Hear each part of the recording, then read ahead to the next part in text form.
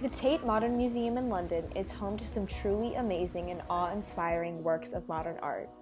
It is a hub of activity with people of all ages milling around, looking at, and contemplating art.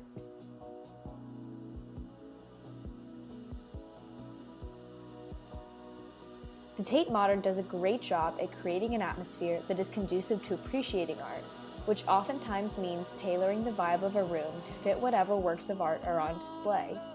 This can involve changing the lighting, incorporating or taking away sound, or even changing the color of the walls.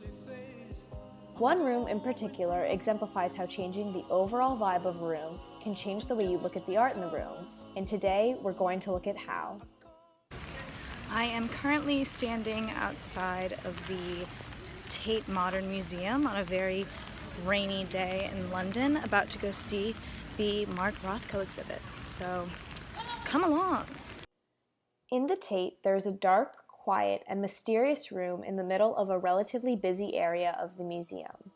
There is a hush when you enter the room, and people sitting reflectively or standing and admiring the huge, engrossing paintings on the wall.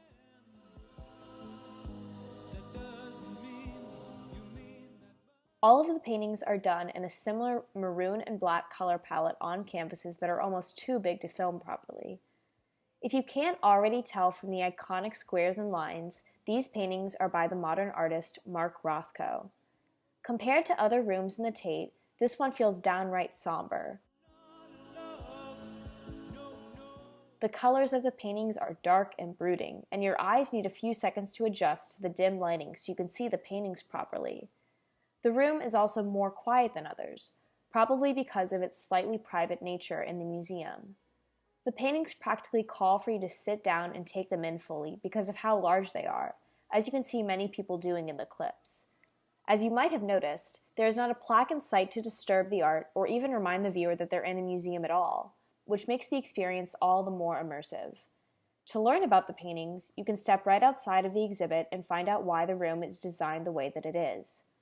According to the plaque, Rothko considered this group of paintings to be objects of contemplation, demanding the viewer's complete absorption. Originally, these paintings were done for a restaurant, but they were considered too dark.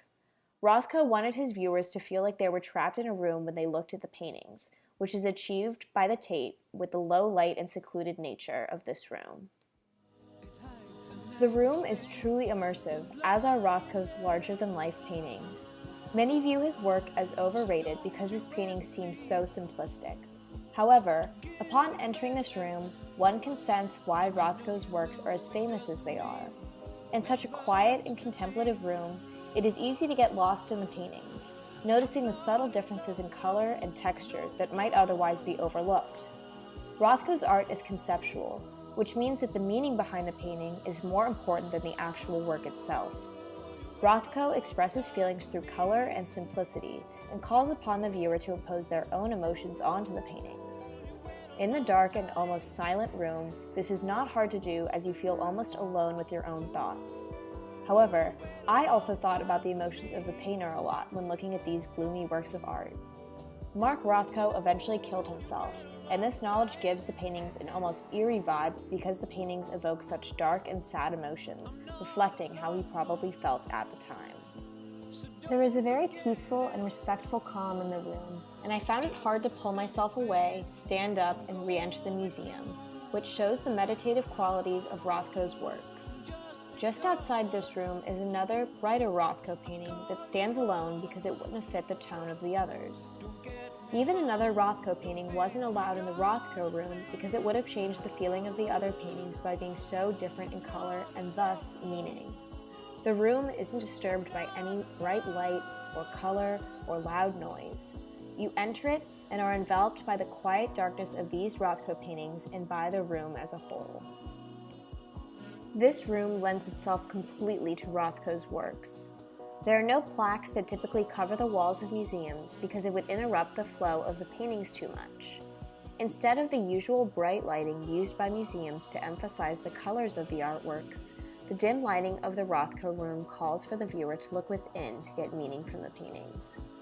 All of the room was designed to fit with Rothko's visions of how these paintings should be viewed, and it was successful in evoking the calm nature of his work.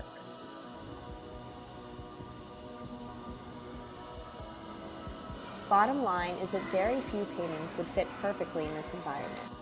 This room was tailor-made for this series and does a great job of expressing the emotions that Rothko had intended.